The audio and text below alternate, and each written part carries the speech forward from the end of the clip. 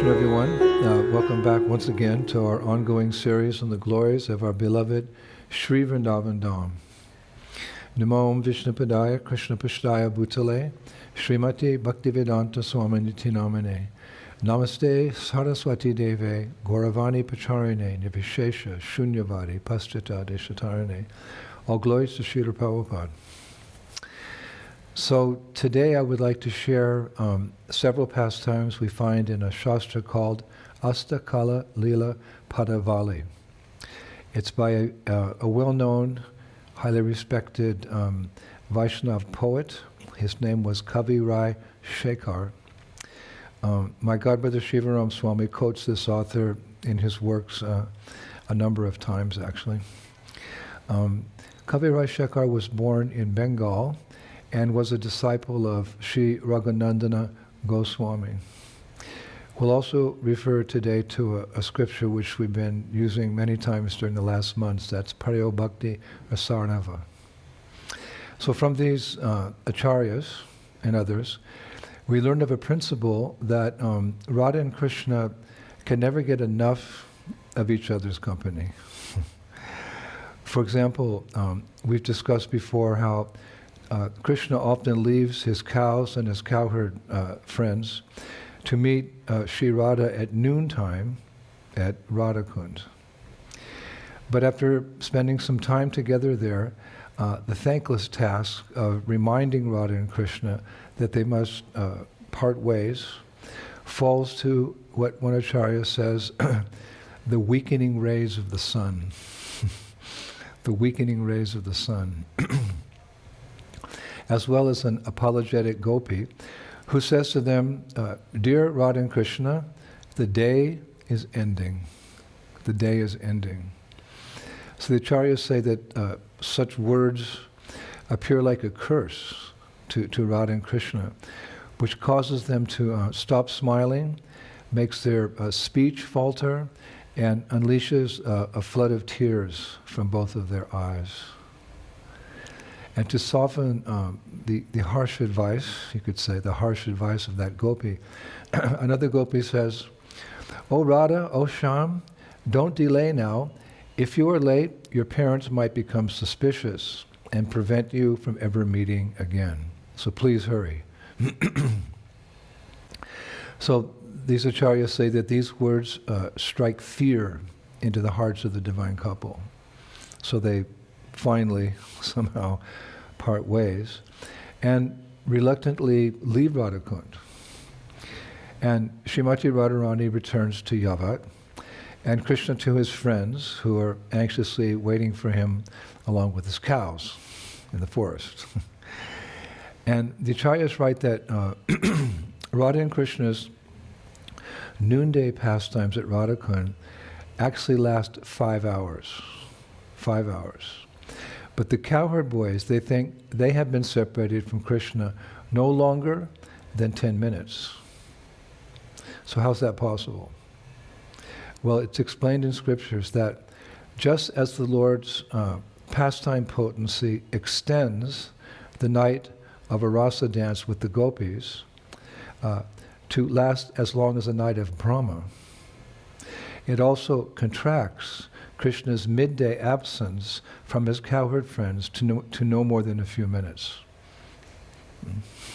Just as the Lord's pastime potency extends the night of a rasa dance with Krishna and the gopis to be as long as a night of Brahma, so that same pastime potency contracts Krishna's midday absence from his cowherd boyfriends to appear to be no more than a few minutes. So in this way, the cowherd boys think, oh, Krishna's only been gone for a few minutes, when in fact he was gone for 5 hours. And there's a reason for this. Because if the cowherd boys felt that Krishna was away any longer than a few minutes, they would certainly search for him, fearing that he may have been captured by a demon or gotten lost in the depths of the forest. And if they found him at Radhakund, they would interrupt his pastimes with Sri Radha. So the pleasure pastime potency facilitates all these leelas in a very wonderful way. Now the acharyas go on to note that the time Krishna spends traveling back to his cowherd friends from Radhakund, it's extremely difficult for him. He feels alone, and he feels the pain of separation from Sri Radha. In fact, on the way, it's mentioned he muddies the ground with his tears. However, as soon as he arrives where his friends are, the cowherd boys, they happily greet him with loving embraces, and they beg him to play with them. And while playing, he forgets his sorrows. And rather, he's drowned in the happiness of fraternal love, friendship, sakyaras. It's described that in an ensuing ball game, there's often a shoving match between Krishna and Sridham, but in the end, the two boys, they make up an embrace.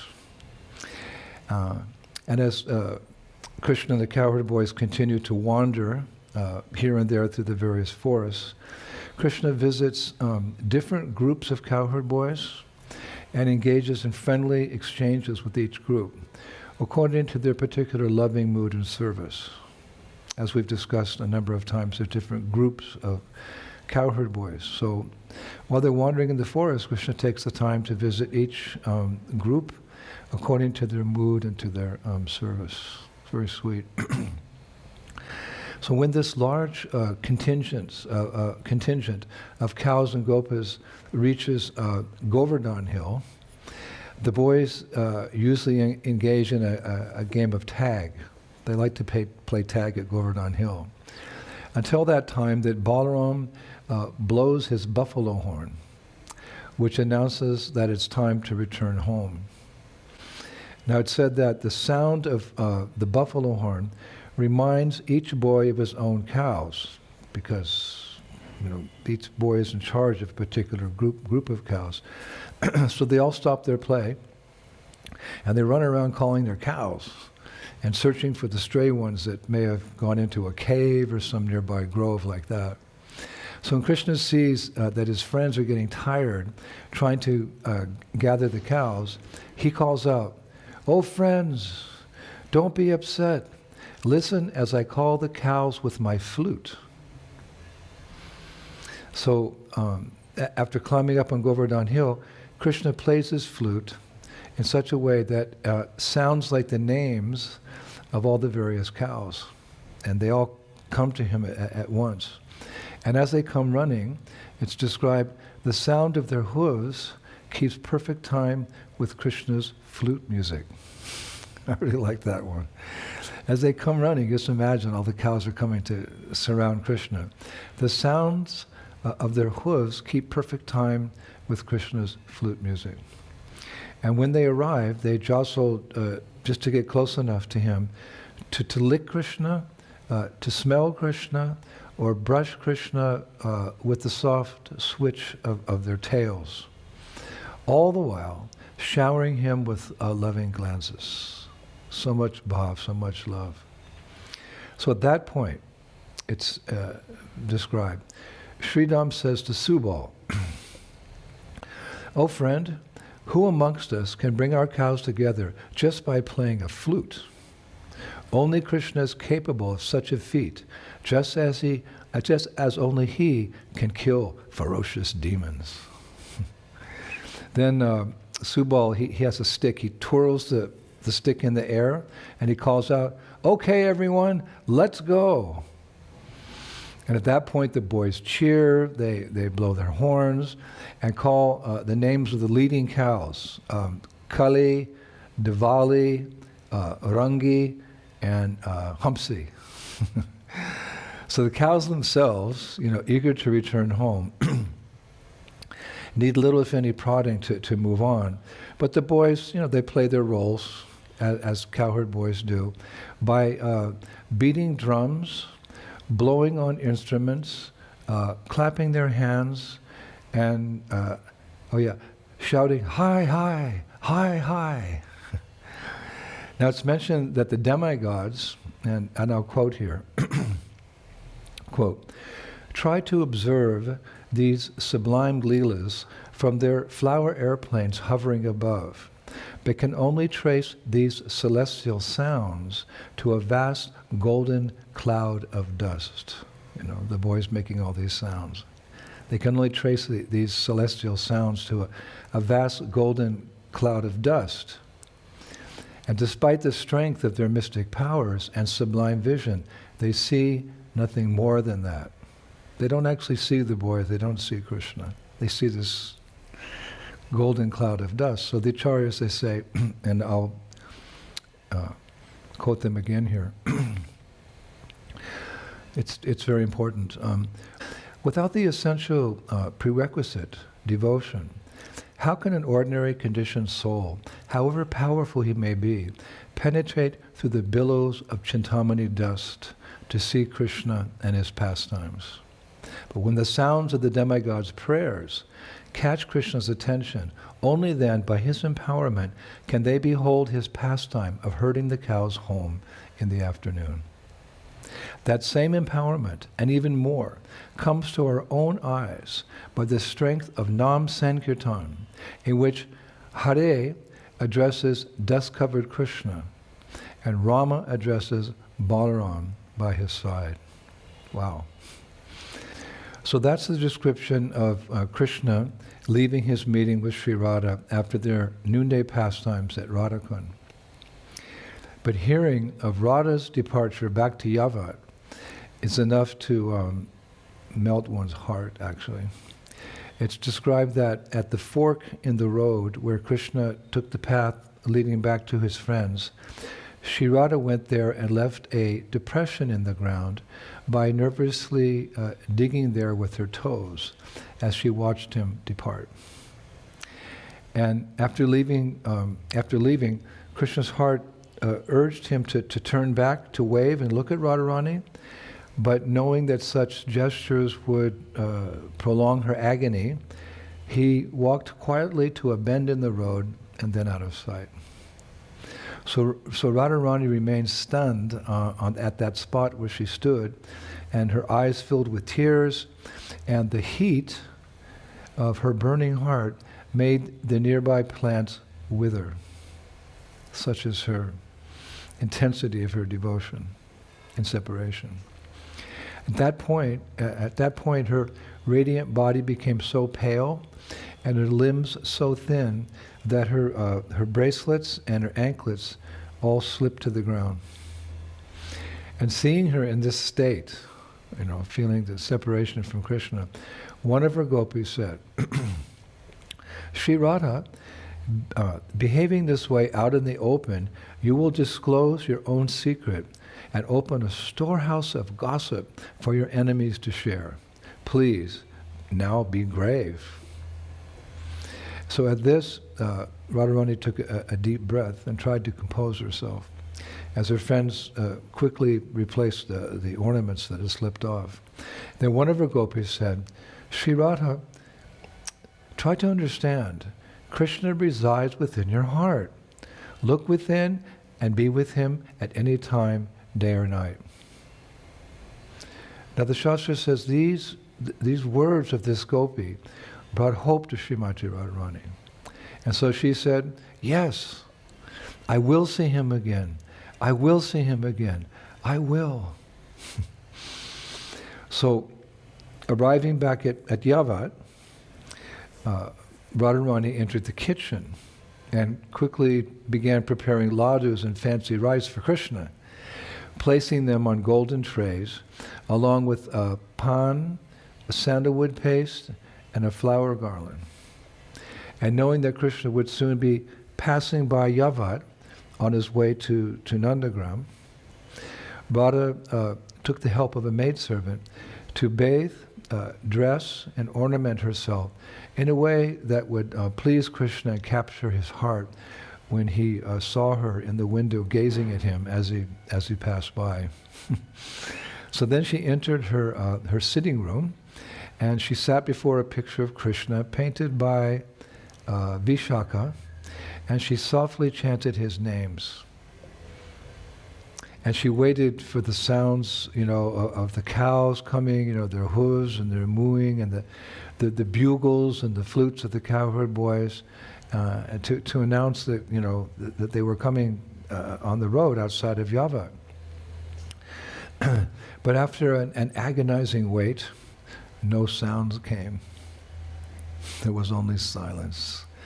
So, hoping against hope, Radha peered out the window for a sign of at least a dust cloud.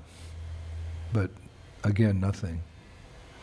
So it's described that she paced back and forth, repeatedly looking out the window, but each time she passed by the window, she didn't see anything. Her anxiety increased. There was no sign of Krishna. So finally, in desperation, she sat down, and she shivered. It's described as if from a severe fever, and she choked as if forcibly held under water, gasping for air. And as tears blinded her eyes, the acharyas say, she withdrew from the external plane and was unable to hear Krishna's flute or see the dust cloud that finally was approaching as Krishna came up to Yava.